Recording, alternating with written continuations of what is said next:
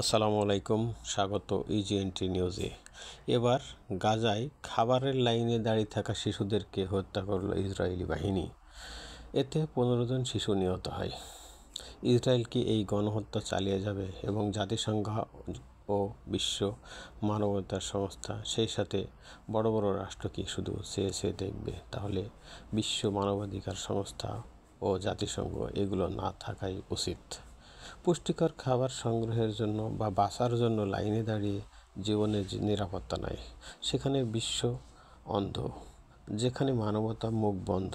তাহলে মানবাধিকার সংস্থা ও জাতিসংঘ দুটোকেই তাদের দায়িত্ব থেকে বের হয়ে আসা উচিত এবং ক্ষমতার কাছে পরাজয় বরণ করা উচিত। শক্তিধরকে আরও সহযোগিতা করা উচিত, যাতে মানুষের অধিকার নাই, ক্ষমতায় সব। মানবতার দিক নিদর্শন হিসেবে কাজ করবে ক্ষমতা।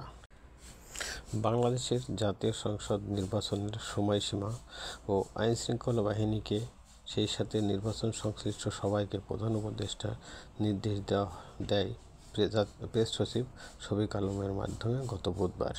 কিন্তু তারপরেও আজ শুক্রবার বিএনপির অফিসের সামনে এক দলীয় প্রোগ্রামে রুহুল কবির রিজভী বলেন, নির্বাচন নিয়ে সরকারের গড়িমসি কথা এবং সংস্কার নিয়ে গড়িমসি না করে নির্বাচনের দাবি করেন।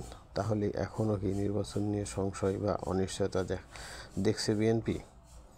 প্রধান উপদেষ্টার কথার প্রতি বিশ্বাস রেখে এবং বিএনপিকে নির্বাচনমুখী হতে, জনগণের পাশে থাকতে আহ্বান জানায় সাধারণ জনগণ।